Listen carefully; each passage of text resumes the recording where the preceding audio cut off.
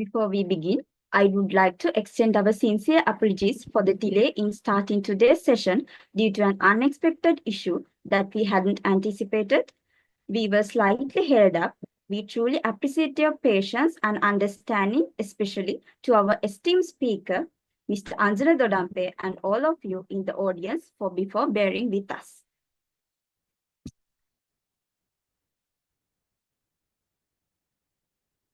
Good morning, everyone. A warm welcome to today's second workshop of Open Dev Summit 2025, proudly organized by the FOSS Community, University of Calanian. At Open Dev Summit 2025, our mission is to foster a culture of open collaboration, continuous learning, and innovation through the power of open source. Today, you will gain insight into how FOSS tools are transforming the way we interact with big data and AI, turning raw information into meaningful intelligence and shaping the future of technology in a truly inclusive and transparent way. We are especially honored to have with us Mr. Anjana Dodampe, Senior Software Engineer at the London Stock Exchange Group, as our esteemed speaker.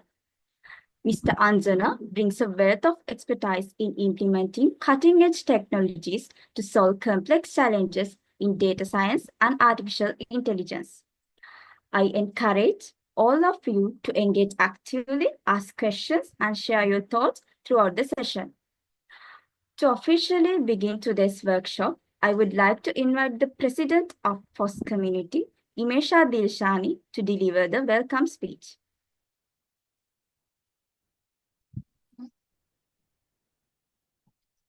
Thank you, Ashani. Good morning, everyone. It's my great pleasure to welcome all of you to the pre-summit workshop of Open Dev Summit 2025, organized by the Free and Open Source Software Community of the University of Calanian. Today is a very special day as we gather to share knowledge, ideas, and experience about open source technologies. These sessions bring together passionate students, developers, professionals who believe in the power of collaborations and learning. We are especially happy to welcome Mr. Anjana Dodampe, Senior Software Engineer at the London Stock Exchange Group, joining us today as an inspiring speaker. Thank you, Mr. Anjana, for taking the time to be with us. We truly appreciate your contribution and look forward to learning from your experience. I would also like to take this opportunity to warmly welcome our Senior Treasurer, Dr. Nawodi Hakmana, for her continuous guidance and encouragement. Her support has been a great strength behind organizing this event successfully. This workshop is a chance for all of us to learn something new, ask questions, and connect with people who share our interest. We hope this event helps you grow and get more involved in the open source technologies. Once again, welcome to the session, all of you. Let's make this great learning experience for everyone. Thank you. Over to you, Oshani. Thank you so much, Imesha, for that warm and inspiring welcome. Once again, thank you all for being here. Let's make the most of this opportunity to learn, share, and inspire one another. Without further ado, please join me in giving a warm welcome to our esteemed guest speaker, Mr. Anjana Dodampe. Sir, the floor is yours.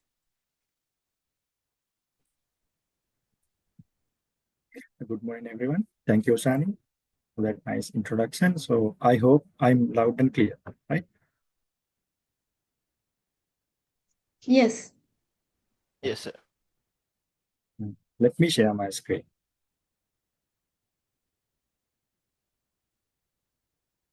Could you please confirm whether it is visible? Yeah, it's visible. Yeah.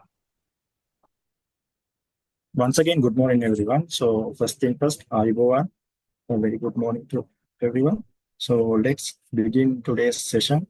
So before I begin my session, I would like to play a video for you all, just to get a kickstart to our today. At Microsoft, we're optimistic about the future. Artificial intelligence changes the way we can use data to make new discoveries and improve people's lives. As a data scientist, it has always been my dream to apply technology for the benefit of humanity. I've been fortunate to do this work at Microsoft AI for Good Lab, where for years we have partnered with organizations and leading experts across North America, South America, and Africa.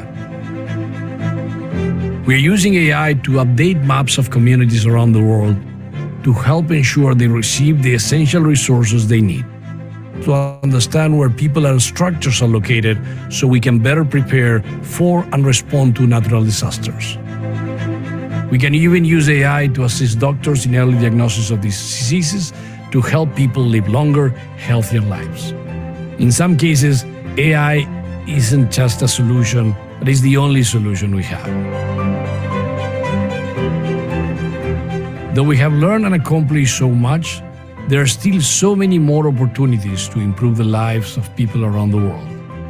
We hope you join us in using AI for good.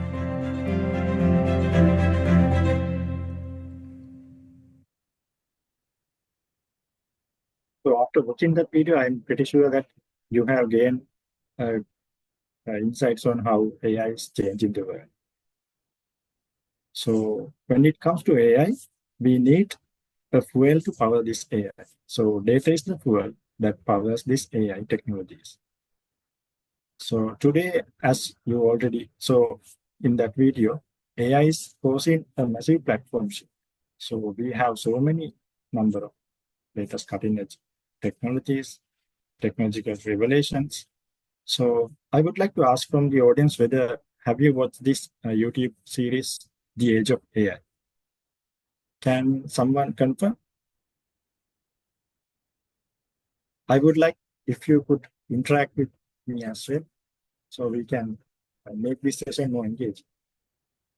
So if you haven't watched, I encourage you to watch this YouTube original series, The Age of AI.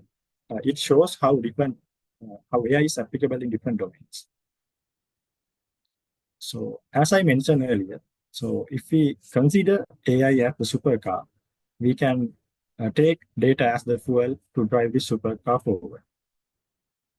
So if we come to these questions, rather than what we can do, what we can do if you have control over the data, I would like to rephrase this question as what can't you do if you have the control over it? Because there are so many opportunities today we can do with this access to big data. So that's why today we are going to talk about the free and open source tools for big data and AI. So basically, this session is basically kind of a start to the field of big data. So as I confirmed with the organizing committee, the majority of the students who are engaging with this session are first, second, and third year undergraduates. So it will be, I thought it will be great if I could provide a high-level overview and show them a starting point to start their big data journey. So let's start.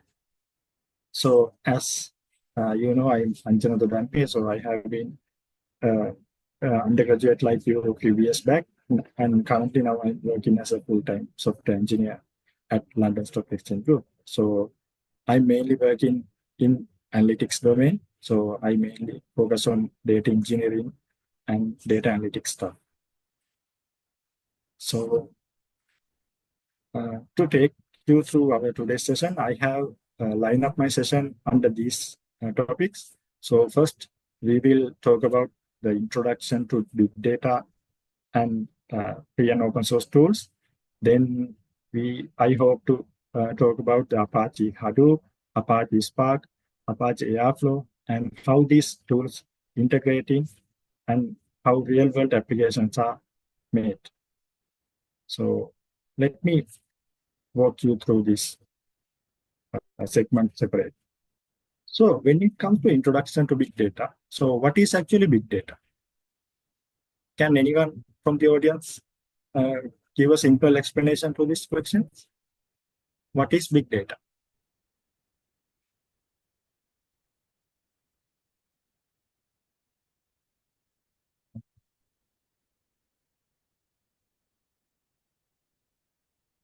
can you drop a message on the chat? A simple explanation would be fine. So let's make this session more interactive. That way we can move forward better. It seems like we have got a quiet audience, so let's proceed. Yeah, we have got a definition, large data set which related to some corporate energy. Yeah, that can be. Big data mean extremely large and diverse collection of data from different sources. The sources can be structured, unstructured, and semi-structured. So all this data continuously tries to grow exponentially over time. So that's what simple and formidable explanation to this big data. So if we take the day-to-day data we are handling, we can take them as small data. So if we take an individual, so we mainly deal with the scale of gigabytes and terabytes. So when it comes to big data, we have huge volumes. So when we take small data, so this small data is small enough for the human inference. And this data collects slowly. And most of these small data are consistent and structured. And most of them are located in storage systems. So the scenario is totally different when it comes to big data. So the big data is a huge volume, and they can be structured, semi-structured, or unstructured. And we need to process all this data to generate valuable insight. And also, when it comes to this data accumulation, they come at rapid pace. And also, we have diverse formats. So, and this data needs to be distributed across clouds and server farms. So that's what the main difference between the small data and big data. So when it comes to big data, so we can identify, so I think most of you are from the software engineering background, you have heard about the software engineering lifecycle. So when it comes to big data as well, we have this big data lifecycle.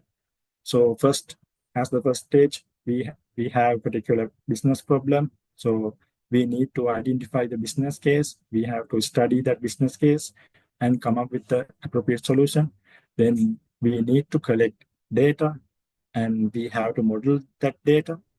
And then we need to process those data in order to generate insight. And finally, we demonstrate these insights through visualization. So that's how this big data cycle goes. So as I mentioned earlier, so when it comes to big data, we have a very large number of measuring units. So we are not limiting to gigabytes or terabytes. We are going beyond that. We have to handle petabytes of data, exabytes of data, zettabyte of data, and yottabyte of data. So sometimes in the near future, they will become uncountable as well. So that's how the data landscape is evolving. So moving on to the next slide. So we can identify several characteristics when it comes to, sorry, I have opened the chat.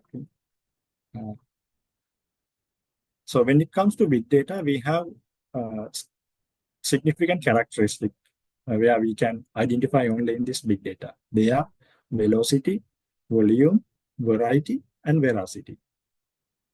So let me walk you through each characteristic one by one. So when we take velocity, so the velocity means the rapid pace the data is generated.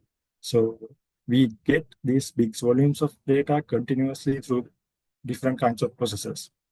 So when it comes to attributes, these data can be batch-wise generated, and they can be the near real-time generated data, and they can be streaming data.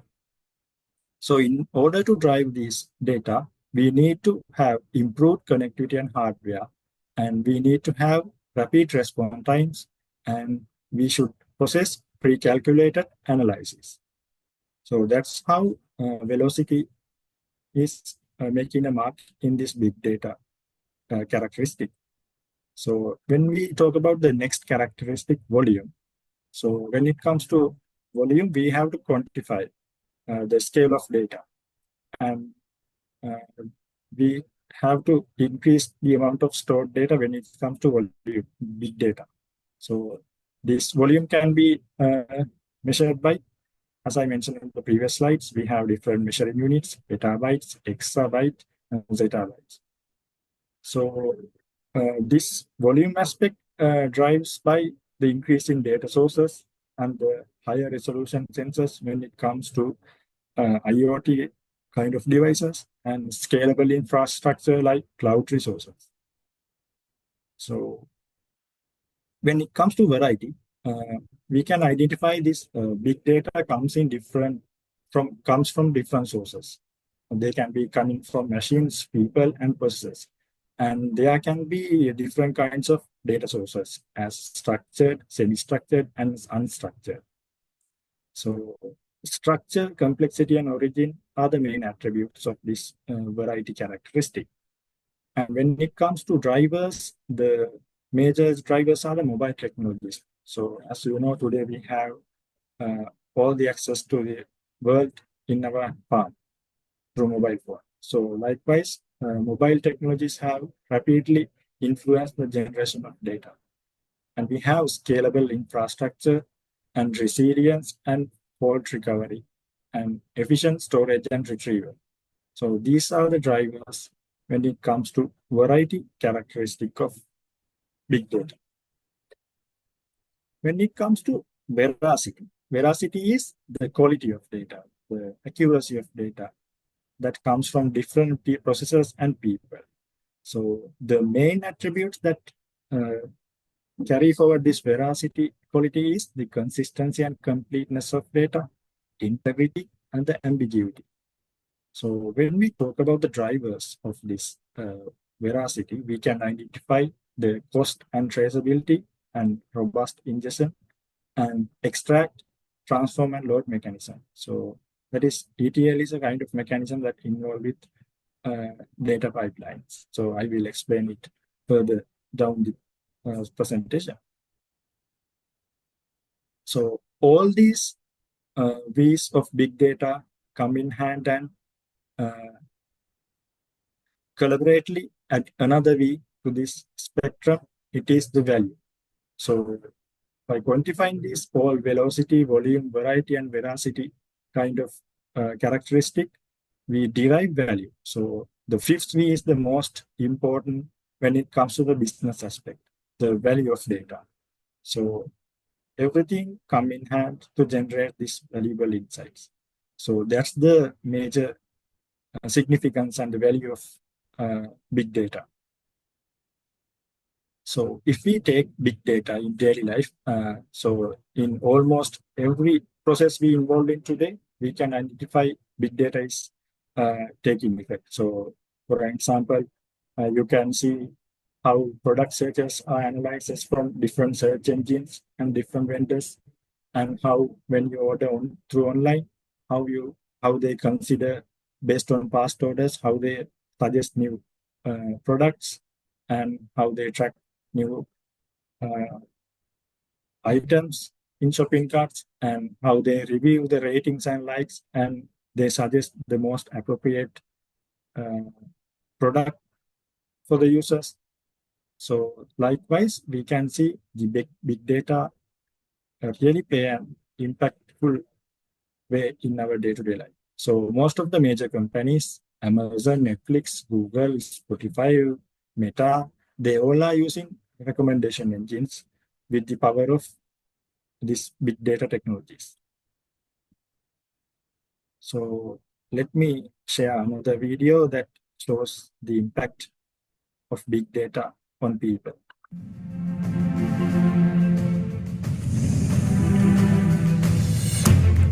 It's the symbiotic relationship between the human and machine that brings the magic of AI to medicine in a meaningful way. Now we have the tools to make a huge difference to human life. Cancer research is increasingly powered by data. Those data remain siloed across institutions. We're creating a data ecosystem that allows people to share data and making sure that we're doing that in a way that still maintains the privacy of the patients. With the power of AI, we can go after the unknown. And I can guarantee that we'll find something that nobody expected. Silent-infant syndrome scares every mother and father, and it is a problem we have to change. The collaboration with Microsoft AI for Health will help to start this next step of our discovery. Our data show very convincingly clear correlation between smoking and SIDS, and just changing behavior can save children's lives. You cannot measure the benefit of that. It's a sad day when the patient comes in and I can't impact them. Through AI for Health, we will be building an AI solution that can autonomously diagnose diabetic retinopathy. With the portable camera, I can take healthcare to the patients who would not be able to come to us. I want you to look right here. Going forward, we can address the 500 million patients that are out there and disrupt this disease. AI for Health and IRIS together can have that impact.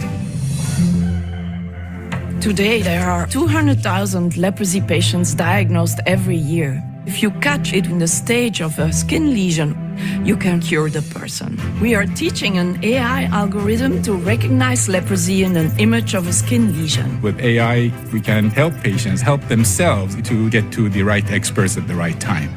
If you can help a child to not lose their fingers, that means everything. Innovation comes from bringing different perspectives together. And what an amazing partnership this is for all of us. When you see that you can make a big impact on somebody's life, that's the greatest thing ever. We can help eliminate the oldest disease known to man and make history. That's how we want to contribute to the world.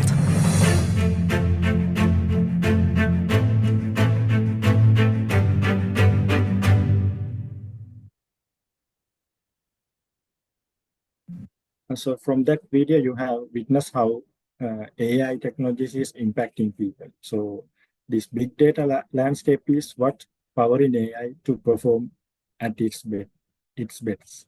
So when it comes to big data, as you already saw on the video, it is impacting people in a more helpful way. So when it comes to virtual assistant, also we have now. You may have known about Apple, Siri, Google, and Amazon Alexa. So those virtual personal assistants are heavily, thoroughly trained using this big data. So they have different kind of capabilities which will help people to carry out their day-to-day life. So that's how major impact this big data ecosystem is having on us. So when it comes to big data, we have to have a competitive advantage. So as Clive Humby, the chief data scientist of Spark says, data is the new world. So, and also Jeffrey has mentioned that without big data, you are blind and live in the middle of a field. So those statements states how significant this big data in the world of current technological landscape. So when it comes to big data, we need big data to train these powerful machine learning algorithms, which help us to drive business decisions that increase the efficiency of today's businesses. So in order to bring values to these companies, we need the data scientists and big data engineers. So that's the competitive advantage when we come to the field of big data. So that's the end of my first segment of my session. So we talk about how big data influencing people and the main characteristic of big data, and how the fifth value adding value to the big data ecosystem. So if you have any questions, please feel free to ask.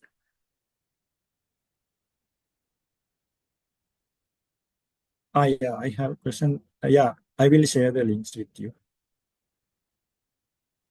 So let's proceed. So now let's talk about free and open source tool. So I think most of you have known what an open source software is from the previous sessions as well. So we are getting softwares at no cost to use through this open source software. So these source codes are open in these FOSS softwares, and we have a supportive community around us. So community collaboration is the major driving force that drive this free and open source softwares. So when it comes to big data, this open source model is really helping the industries, the developers to work well in big data domain. So we have to work in large and complex projects, and we have to serve the needs of the business organizations. So this open source software model has emerged as the best development strategy when it comes to applying these big data technologies in the industries. So if we see the data engineering landscape, open source data engineering landscape for 2025, we can see there are large number of open source tools. So I think most of them even are not familiar to me as well. So I only have the experience on 3 or 5 softwares. So there are different kind of softwares optimized for different kinds of specific workloads. So the big data ecosystem is a broad ecosystem. That's why I said in the earlier, so if we need to dive right into the big data, so there are so many scope to cover. So that's why I thought of conducting this session at a high level for today, so where you can get started and continue your learning path through the interested way. So open source is considered as the community garden of code. So we have committers, contributors, and we have different stakeholders, the user groups, the users. So without this open source community and the open source model, the big data workloads haven't been much possible to evolve into the current state we are having today. So when it comes to big data tools, it's better to go through the history. So we can see how in 1940s, the birth of electronic numerical integrated computer, we simply call it as ENIAC, the first general purpose digital computer. And when it comes to 1960s to 1990s, we can identify the evolution of main data models. So for the mainframe computers, we had the hierarchical data model. Then after that, there comes the relational model introduced using SQL and relational database management systems. So in the 1990s, with the birth of internet, we can see the explosion of data collection mainly due to this rise of the internet. And in the 2000s, we can see how Google's MapReduce framework revolutionized scalable data processing. So I will be talking about this MapReduce in the later slide. And when it comes to mid-2000s, Hadoop emerged as an open source implementation of MapReduce. And there comes the Spark in 2010s. So it has significantly changed the landscape of big data with the introduction of Spark. So now in this decade, we are advanced. We can see the advancement of this big data processing technologies, especially using Spark and Apache Flink. So that's how the history has evolved to the current day we are in. So let's talk about the first tool for today's session, the Apache Hadoop. So we can say this as the foundation for big data tools. So why Hadoop? So as I mentioned in the beginning of my presentation, so when it comes to our personal data, so we get to deal in gigabytes kind of data. But when it comes to industry, we have different large volumes of data. So that's where Hadoop sneaks in. So this Hadoop was designed mainly to help organization to manage data at terabyte scales. That's the main reason for the birth of Hadoop. So what is Hadoop actually? It is actually a set of open source programs and procedures. So this is basically used for basic processing of large amounts of data. So this Hadoop runs on cluster. I think you know what a cluster is. A cluster is simply a collection of computers working together to perform a particular task. And Hadoop handles parallel jobs and processes. So that's how we can define this Hadoop tool. If we take a bit of history, Apache Software Foundation was established in 1999, and in 2002, Notch web search engine was created, and 2006, Notch was divided into web crawler and distributed systems, and in 2008, Yahoo revealed a major breakthrough, releasing Hadoop as an open source project. So let's see how Hadoop works. So if we take Hadoop, we can see several major components in this Hadoop. So the first one is HDFS. HDFS means Hadoop Distributed File System. So this is actually a distributed storage. So this is widely used even in Spark as well. So this HDFS manages the storage of large data sets across multiple computers. So basically this stores data in blocks, and it replicates these blocks across nodes to ensure the fault tolerance.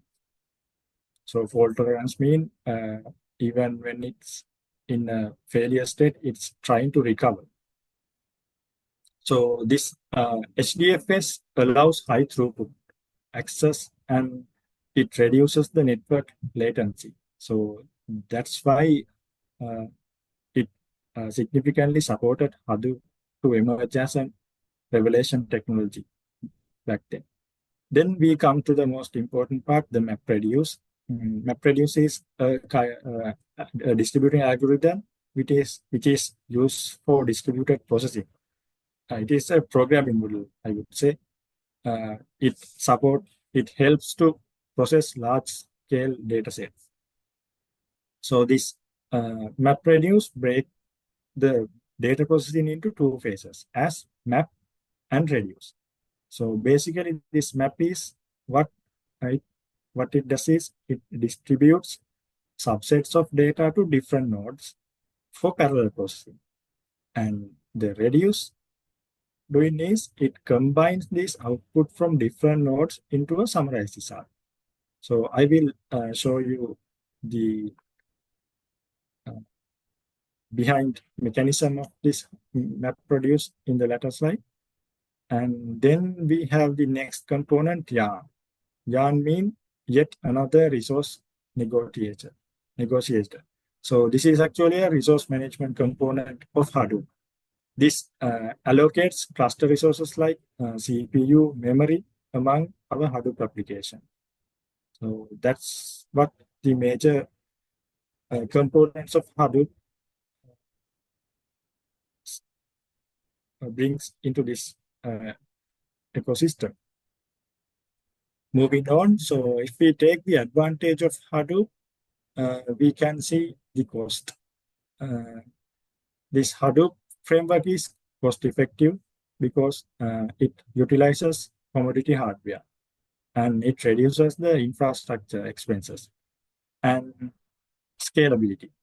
Hadoop it can easily be scalable, adding more nodes to the growing cluster. So if we need more computing or memory resources, we can add new nodes, that means computers. And its flexibility. So it can work well with other tools as well. And also it speed and fault tolerance, because it replicates data across multiple nodes. So if one node fails, another takes over. So that's one of the significant advantage of this Hadoop. And as I mentioned earlier, the high throughput, it enables fast processing of large scale data, and also it minimizes network traffic. So that are the basic advantages of Hadoop. And also, likewise, we have advantages. We have several disadvantages or challenges in Hadoop as well. So we find it difficult to process transaction when it comes to random access. And also, we find it difficult to use Hadoop when we cannot parallelize our workflows. As well as when there are dependencies in data, this Hadoop framework is kind of challenging. And also low latency data access. And if we are processing lots of small files, this is not the most efficient part. And if we are doing intensive calculations with little data, this Hadoop isn't the perfect choice. So now let's see what is this MapReduce is. So basically this MapReduce is a programming model. So it is the fundamental technique used in Hadoop for distributed data processing. So this processing technique enables efficient computing across multiple machines in a distributed system. So as I mentioned previously, this MapReduce consists of two major tasks, map task and the reduce task. So we can code this MapReduce programming model using Java, C++, Python, Ruby, or R. So why we have to use MapReduce? Because it is a powerful programming model for distributed computing. So it works breaking large data sets into smaller chunks. That is what we mentioned as the map phase. And they process them in parallel across multiple nodes. And finally, they combine the results in the reduce phase. So this MapReduce supports in processing tabular, non-tabular data sources. So, and also, as I mentioned in the previous slide, it supports multiple languages, and it is the platform for analysis and data warehousing. So this diagram shows a simple example to understand MapReduce. So here you can see input, we have different set of words. There are duplicates words as well. So in the map phase, what it is doing is it is splitting this data input data into three small chunks. So we can see in the map phase, it count on the word count and it categorizes accordingly. And it in the next phase, it shuffles. And in the reduce phase, it appropriately mention the exact number of count for that particular word. And as the final result, it aggregates all this result and gives you the final outcome. So this is basically the basic algorithm of this MapReduce. So I think this is quite easy to understand. So if you have any questions, please raise. I will move forward. So when it comes to real-world applications, we can see how this MapReduce is vastly used in social media platforms, recommendation systems, financial industries. It is used for fraud detection and in the advertisement field as well. So the major advantage of MapReduce is we can scale it with addition of more nodes. And this is more resilient to hardware failures due to data replication. So that's why this programming model is quite famous and widely used in this big data domain. So those are the major takeaways from Hadoop. So we talk about MapReduce, and we talk about the two tasks, map and reduce, and the applications of this Hadoop. So now let's move into the next tool, Apache Spark. Apache Spark is basically the powerhouse of parallel processing. So today, in most industries, Apache Spark is the processing engine used for most of the processing tasks in the big data workloads. So Apache Spark is an open source in-memory application framework which is used for distributed data processing and iterative analysis on massive data volumes. So in this definition, you can see several highlighted words, important terms. So in-memory means this Spark process data in random access memory instead of a disk storage. So in Hadoop, it is processing data in HDFS, that means a disk storage. But in Spark, it processes in memory. So that's the major difference between Hadoop and Spark. And distributed data processing, it is the MapReduce part that splits large data sets across multiple machines to process data in parallel. And iterative analysis, it supports multiple phases over the same data. And this iterative analysis is very useful when it comes to machine learning and graph processing. So all these features come in hand to handle terabytes of data efficiently. So that's the significant part of Spark. So as you already know, the distributed computing is the distributing the workloads across different computers. I would say the nodes in a cluster. So they work together and they appear as one system to the end user. So this Apache Spark is written mainly in Scala, and it is basically runs on Java virtual machines. So we can either code applications in Scala, and as well as now we have PySpark framework as well. So we can code in Python as well. So often this distributed computing and parallel computing is quite interchangeably used. So I would like to explain the main difference between this distributed computing and parallel computing. So if we take parallel computing, so in this parallel computing, processors access a shared memory. But in distributed computing, processors usually have their own private or distributed memory. So that's the major significant difference when it comes to parallel and the distributed computing. And if we take the benefits of distributed computing, we can say that the scalability and its modular growth. So on demand, we can add more nodes to this cluster and expand our workloads. So that's the main advantage of distributed computing. As well as I already mentioned earlier, the fault tolerance and redundancy. So in a distributed computing network, the data is replicated. So it is more resilient for failures.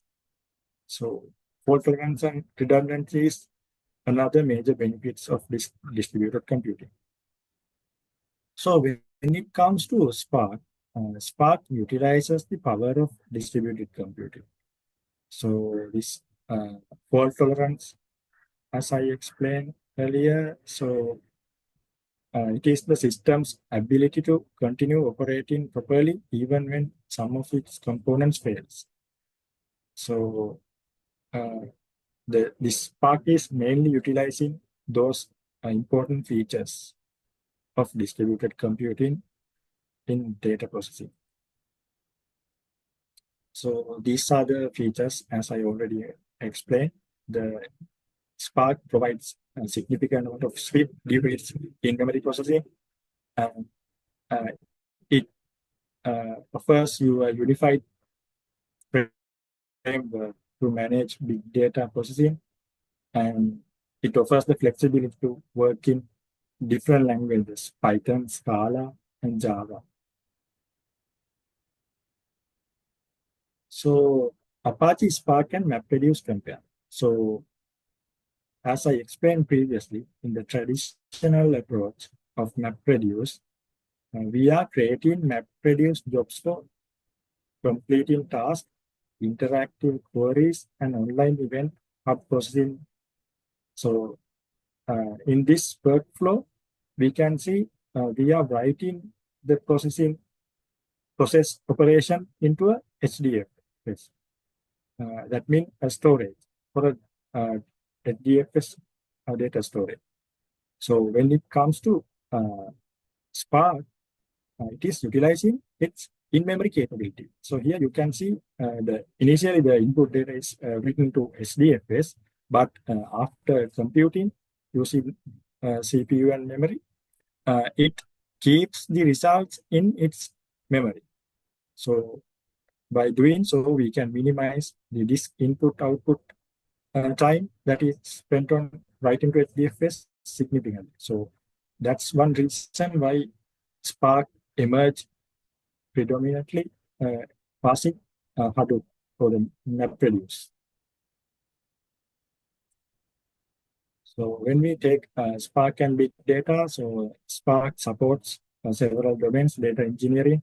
For data engineering, it has the core Spark engine, and it supports execution on clusters, and it performs its own cluster management, and it supports Spark SQL, Catalyst, Tungsten, data frames.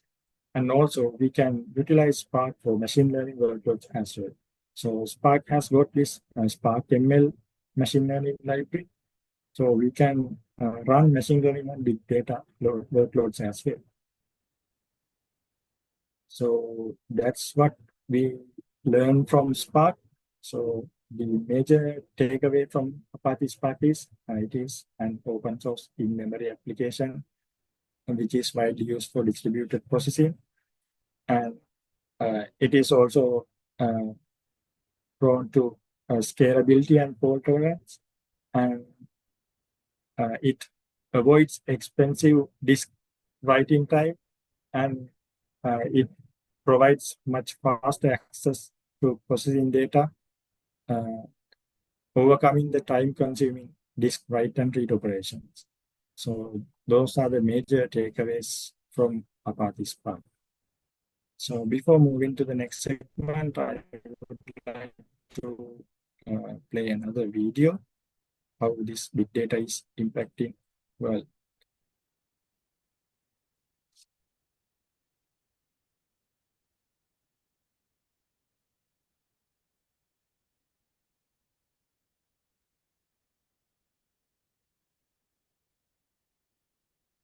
There are hundreds of millions of acres of forest in the United States. What's happening with them today is the result of centuries of past decision-making. Forests are made up of complex interconnected systems, and there's never been a way to measure all of these systems, and you can't manage what you can't measure. Through Microsoft's AI for Good initiative, we've created the first high-resolution inventory of all U.S. forests to provide better data and to make better decisions. We've been timbering this land for over 40 years. The watershed provides drinking water to all of the citizens of Duncannon. It is not maintained in a sustainable way. Duncannon came to the Nature Conservancy because they had no forest management plan. Using Sylvia Terra, the borough will know how many trees are per acre, waterways will be mapped and buffered. This will be sustainably managed working forest forever. Working with Microsoft AI has been transformative because it allows us to scale our process globally and to democratize access to this kind of information. We have the forest that we have today. We can't change that. What we can change is the future. Microsoft AI and Sylvia Terra are empowering landowners so they can grow the forests of the future. Every single person has a stake in this. So from that video, you have seen how AI is using AI for good. So when it comes to big data in action, I would like to mention this wonderful innovation from Microsoft. So Microsoft has invented a planetary computer. So this is actually a platform that lets users to leverage the power of cloud to accelerate environmental sustainability and earth science. So this planetary computer consists of 4 major components: data catalog, and API, hub, and application. So the researchers, the application developers across all over the world, they can simply use this planetary computer platform to get data sets, to train their machine learning models, to implement various kind of big data applications. So Microsoft is one of the companies, so it is basically focusing on the bright side of technology. So they have these initiatives called AI for Good, AI for Education, AI for Earth, AI for Health. So they are utilizing technology for the benefits of humanity. So those are some examples of how AI is impacting the world. So let's move into other segment of our session. So Apache Airflow. It is a kind of a orchestrating tool used in big data pipelines. So let's discuss why we need a workflow for orchestration. So when it comes to big data workloads, we have to manage all these big data volumes. So we should have a proper way to handle all these things, proper systematic way to handle all this workload. So in order to manage these complex data pipelines with dependencies, we need an orchestration tool. And also we need to schedule and monitor different kind of tasks. And also we have to handle failures and retries. So in the previous slide, I mentioned about a pipeline. So actually, what is a pipeline? So actually, pipeline is a series of connected processes. So if we take this one output of one process is another input to the next process. So that is kind of a linear flow. So we can see these pipelines are used in mass production. So when it comes to data, we have this data pipeline. So the main purpose is to move data from one place to another place using a systematic approach. So we can identify a data pipeline as any system that extracts, transforms, and loads data. So this includes low-level hardware architectures, and this can be operated with software-driven processors, commands, programs, and threads, as well as bash pipe command can be used to connect such processes together. So that's where we come across this orchestration tool, Apache Airflow. So this is also a great open source workflow orchestration tool. So this lets you to run big data pipelines and workloads in a form of a workflow. So in Apache Airflow, a workflow is represented as a DAG. DAG means directed cyclic. So Airflow is not a data streaming solution. So if we get a simplified view of Airflow architecture, we can identify its complete process through this animation. So you can see we are writing a Python code. It is actually, the code is mainly thrown into the DAG folder. So that code invokes a scheduler, and that scheduler is powered by a task queue. So based on the resource availability, that task queue allocate each functionality to the worker nodes. So these worker nodes work collaboratively, and it provides the end results, and those results are published to a web server, which we can retrieve through Airflow UI. So when we discuss more deeply about this Airflow architecture, we can identify directed acyclic graphs. We mention them as DAGs. So this is how we define workflows as a code. So mainly these DAGs are written in Python. And then we have task and operation. So these tasks represent individual units and operations. And then we have schedule. So we can schedule DAGs to run on based on a specific time or time period. And we have Airflow Web UI, so we can handle, monitor, and every DAG through this Airflow UI.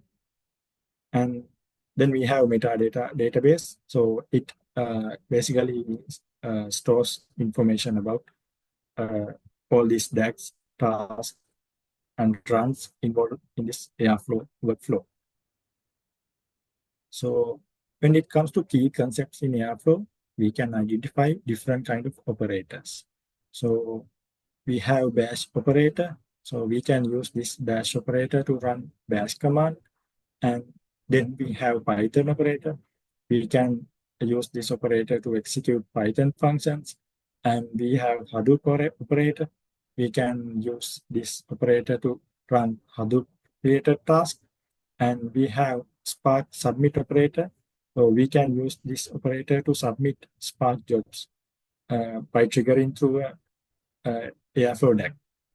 And also we have sensors. So sensors are a special operation so that wait for a certain condition before proceeding. Example, so we can set a sensor for a file arriving in a directory. So, and when it comes to task and dependencies, so this task is a kind of a unit of work in this DAG. So we can simplify the entire DAG. We can separate the entire DAG workflow into different subtasks.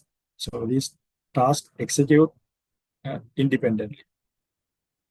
So dependencies define the order in which these tasks execute. So we can define whether, as you can see in this image, we have task 1, task 2, task 3, task 4. So by using dependencies, we can implement through our DAG code how we need to run this task in order. So a DAG runs represent a single execution of a DAG. So it can be scheduled or triggered manually. So, and also we have this XCOM. XCOM means cross communications. So they basically allows us to exchange data between tasks. So if we need to pass a value for a kind of some variable from task 1, we have to push that value of the variable to XCOM. So then only we can push it in a later task. So sorry, then only we can pull that value in a later task. So let's say we are pushing a value of a variable in task 1. So we push the value to the XCOM and we can pull it from task 3 using a specific command. So as you deep dive into these tools, you can identify the methods and procedures, how it is done. So this is also a detailed overview of Airflow architecture. So I think you are now familiar with this. So I'm not going to dig much deeper into this. So let's now discuss about the use cases of Airflow. So as I mentioned in the initial part of this segment, it is a workflow orchestration tool. So basically this is widely used in ETL and ELT pipelines. ETL means extract, transform, load, and ELT means extract, load, transform pipelines. So those are kind of two approaches which are widely used in data pipelines. And we can use Airflow to schedule batch processing jobs on Hadoop or Spark, as well as we can use Apache Spark to automate machine learning workflows like data processing, model training, and deploying. As well as we can incorporate this Airflow to build complex data integration pipelines, and we can monitor and trigger alerts on data pipeline on their status. So this is an example of how Airflow is used in an automated machine learning workflow. So here you can see how a model is trained for retrieval and augmentation. So you can see how Airflow supports in incorporating this entire workflow. So now let's discuss about how we can integrate all these three tools we learned previously in real-world application. So in order to explain how they work together, I would like to take this analogy. So consider of a factory. So if we take a factory analogy, we can take Hadoop as the warehouse. So in this factory, Hadoop is the warehouse which stores raw materials. Raw materials mean the big data. So if we take Airflow, it is the factory manager. So it decides when and how to process these materials. So as I mentioned earlier, it is the Airflow is a workflow orchestration tool. So it is acting like the manager of the factory. So if we take Spark, we can define this Spark as the high-speed processing unit of this factory. So it performs the actual cleaning, transformation, and analysis on data, and it reads data from this Hadoop, and it's potentially write results back to it or another system. So from this analogy, you can get a clear idea on how these tools work in hand with each other. So as I mentioned previously also, we have so many real-world use cases of these big data tools. So they are widely used in e-commerce, recommendation systems, fraud detection, and when it comes to finance, so they are widely used for surveillance systems, algorithmic trading, risk management, and when it comes to healthcare, you have already seen from that video how AI is supporting in diagnosing diseases early and drug discovery. And when it comes to social media, we can see how big data and AI is used widely in sentiment analysis and trend detection. So likewise, we can identify so many use cases of AI and big data.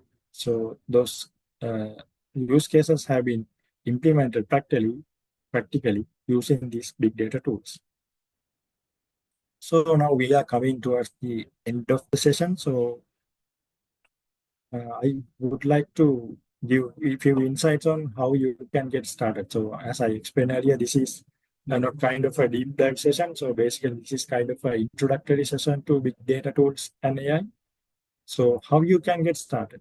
So first, you have to start with basics. So before coming to this big data and AI scope, you should possess the foundation knowledge. That means the data structure knowledge, database knowledge, and because in data engineering, the SQL knowledge is highly regarded. So you should possess a strong base on those things, data structures and algorithms, and machine learning algorithms, all those things. So you have to have a good base in order to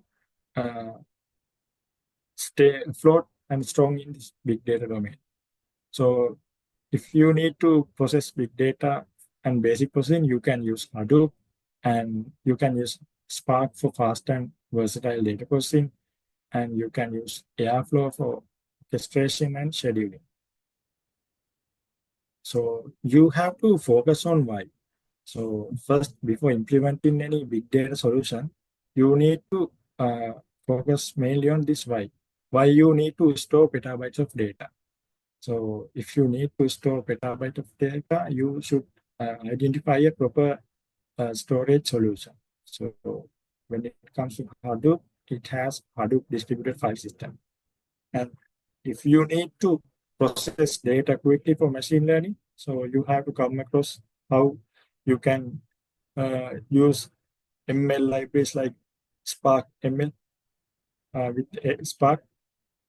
And if you need to automate series of data processing steps that depend on each other, you have to consider about a proper orchestration tool like Airflow. So I would say, so in order to run this big data workloads, so you have to have a distributed system, computing system.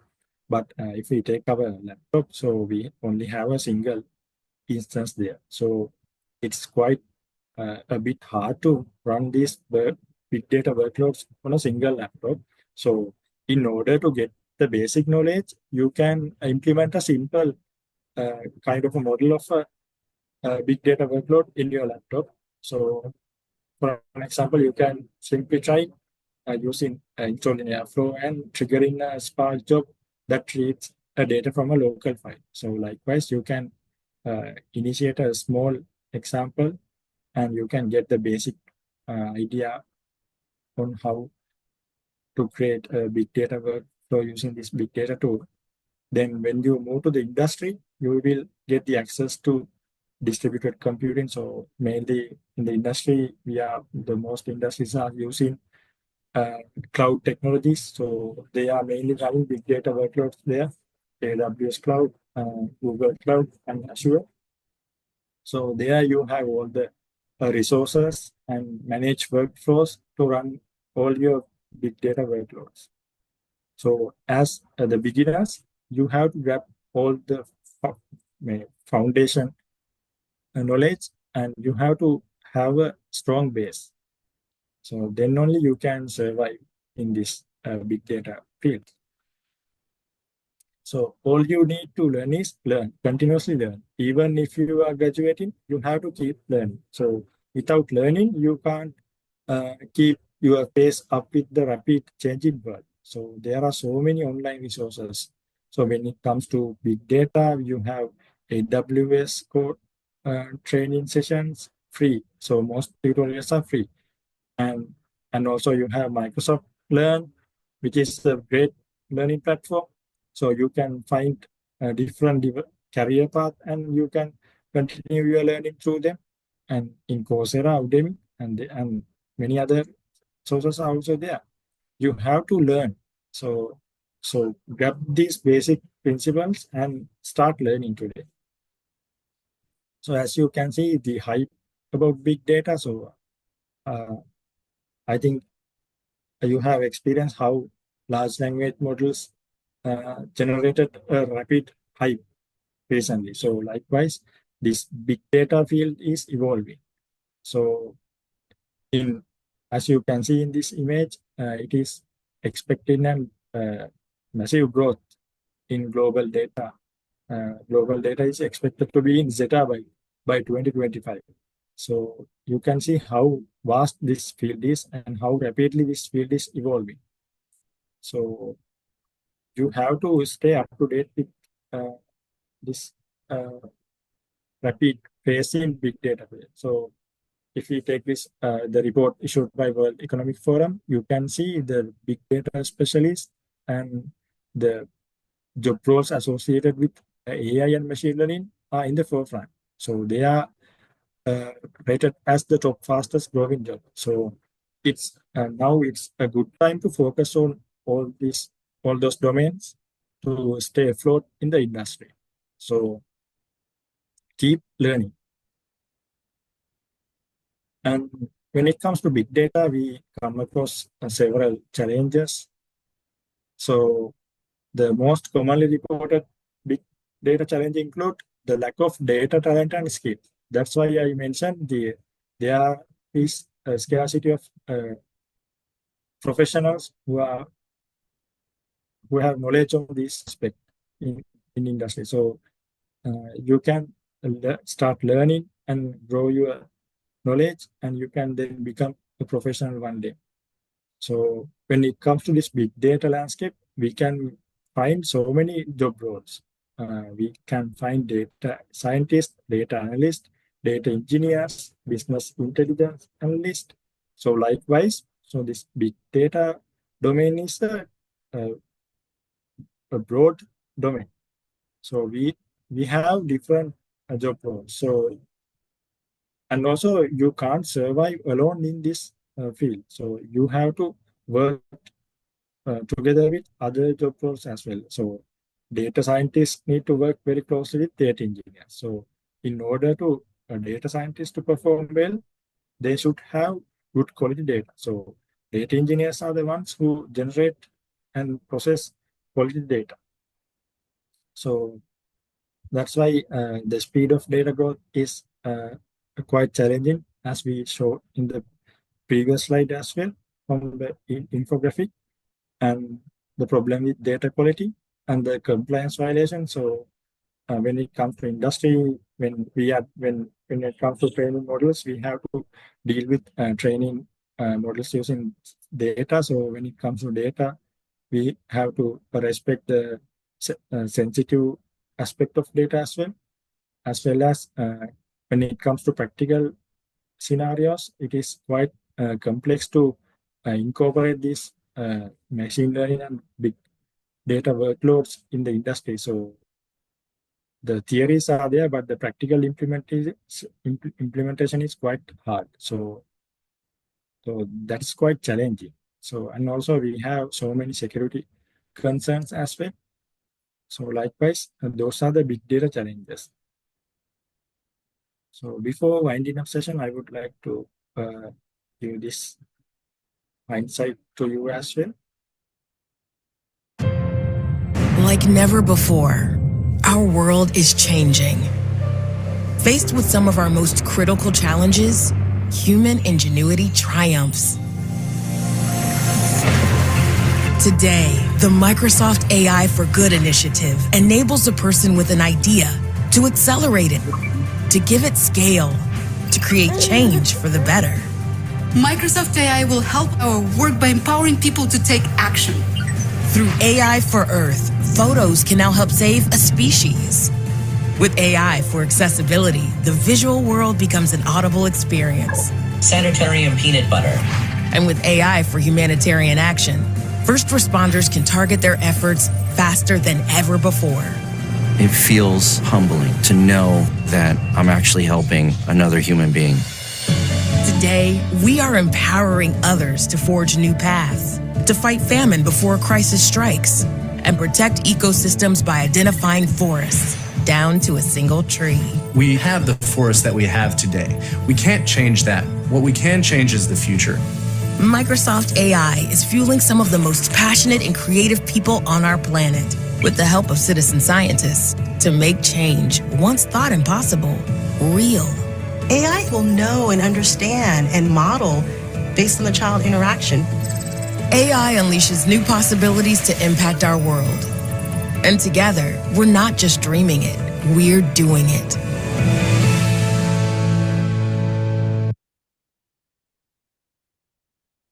So as you saw in the video, so like never before, as the young generation, we have so many challenges to face.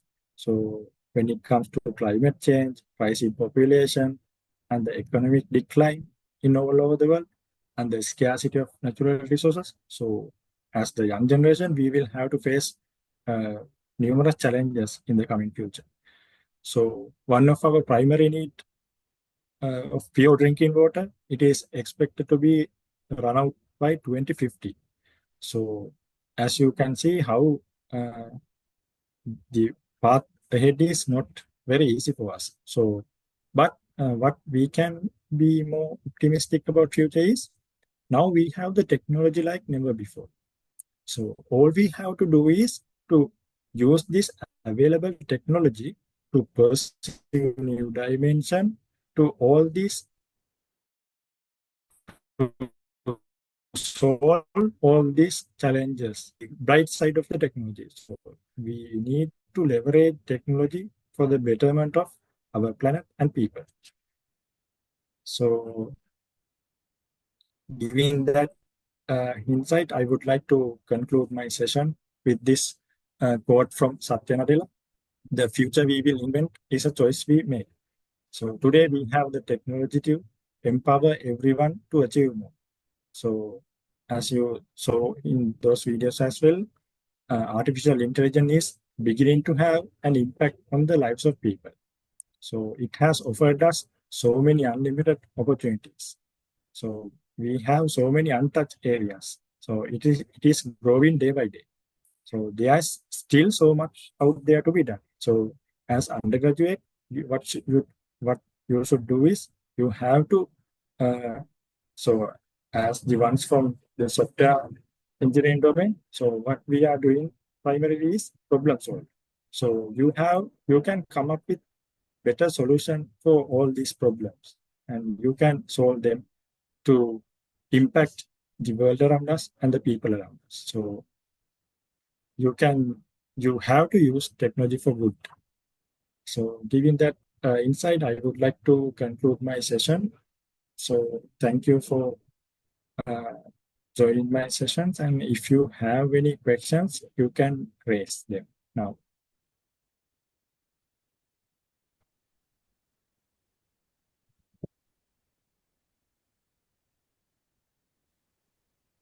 That was an absolutely fantastic session, sir.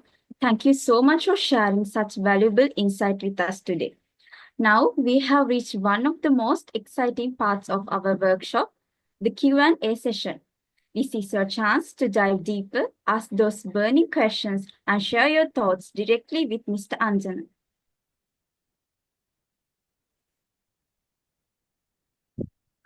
Yeah, we have a few questions. Can you check the slide link in brief? Yeah, I have opened the Zoom chat. Where can I get slide link? Yeah, I got it.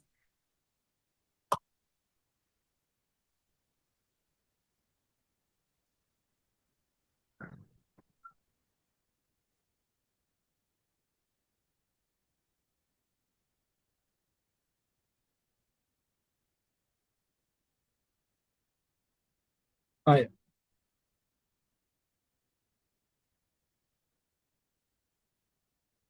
Yeah, the first question we have, that is, how can we ensure big data used in AI is unbiased and fair? Yeah, so that is a major concern when it comes to AI and machine learning. So what we need to practice is now all these companies have introduced their kind of a framework called responsible AI framework.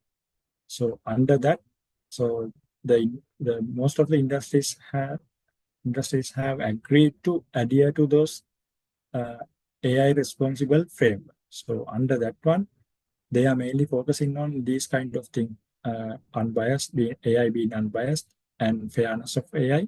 So they can implement solution only if they are adhering to this responsible AI framework.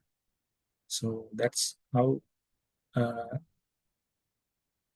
that aspect of big data and AI is considered. Yeah. Another questions, I'm interested in data science, but internship opportunities are limited. Is it okay to start as a software engineer and later move into data science? Yeah, so let me share my experience as well. So during my undergraduate days, I'm also interested in data science, and I was looking for data science opportunities. But during that time, there weren't many opportunities available for data science. So I apply for software engineering internships, but in my CV, I have pointed out my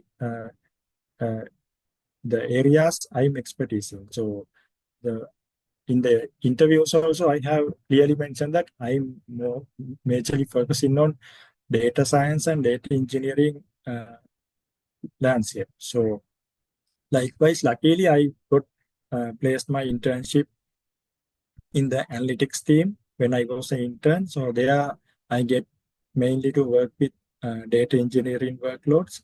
So although my business title is senior software engineer, I mainly do data engineering stuff. So likewise, you can refer when you're applying for an internship, you can refer about the opportunity, the job role, and the company, and you can ask from the interview as well, promoting your expertise area, and you can ask and see whether you can get that exposure through a software engineering internship as well. Yeah, can you tell me about data science job opportunities in Sri Lanka? Yeah, it's kind of very rare when it comes to data science. But I would like to suggest that as freshers, I think it's good to start as a software engineer or data engineer. So as you move forward in the ladder, you can cross the path someday. So I think that the software engineering knowledge, when it comes to developing solution, that will immensely help as you move progress in your career. So yeah, can you simply tell how Yarn works? Actually, yeah, Yarn is a resource manager. So based on our application code, it allocates the required resources from the distributed computing cluster. So that's in simple terms. How is big data impact to software engineering development? Yeah, so when it comes to current industrial use cases, so we can see most companies are trying to apply AI into their solution. So in that aspect, big data is clearly have a say in those domains. So software engineering is evolving into this big data domain. So I think those are the questions. In the Zoom also, I have got several questions, but these are also related to internship and all. So I would like to thoroughly emphasize that you should possess a good knowledge on the foundations. As I mentioned earlier, the data structures and algorithms and databases, I mean, RDMBS and NoSQL databases and everything, that basic knowledge is very important as you move forward. So first, you don't need to study AI. First, you need to master those basics. Then only you can stand strong in the evolving technological landscape. I think that's all the questions I have.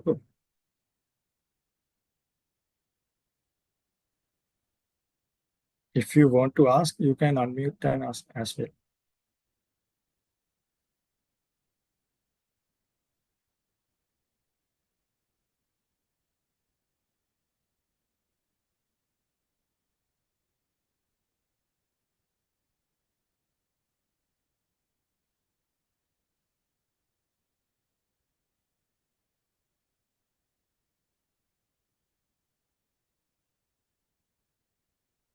It seems like that's all for the questions.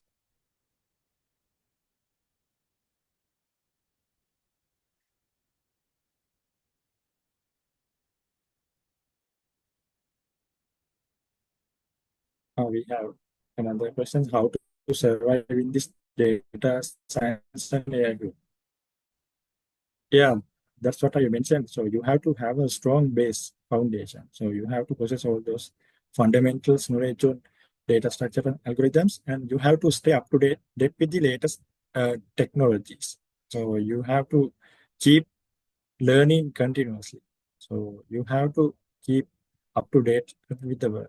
So otherwise, it is hard to survive in this data science and AI field because the technological innovations and new tools are growing rapidly.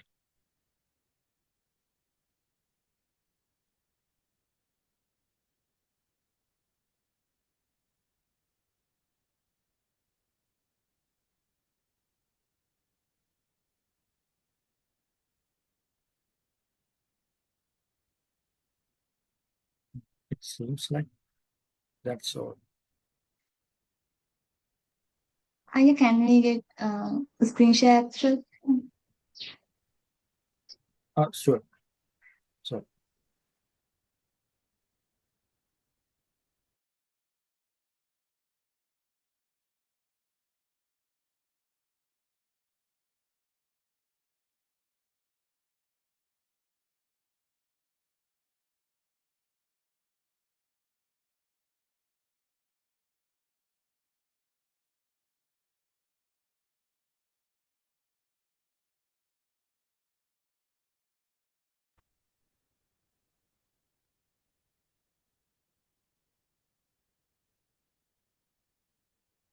As we wrap up today's workshop on FOSS tools for big data and AI, we extend our heartfelt thanks to our speaker, Mr. Anjana Dodampe. Your insights and expertise have truly deepened our understanding of how open source tools are transforming the future of AI and big data. We are sincerely grateful for your time and knowledge. A heartfelt thank you also goes out to all of you, our participants, for your enthusiasm, curiosity, and active engagement through this workshop. Your involvement made this event a truly valuable experience. Before we officially conclude, I would like to invite the co-chair of the event, Chamudika Hasanti, to share a few closing remarks and express our gratitude to everyone involved.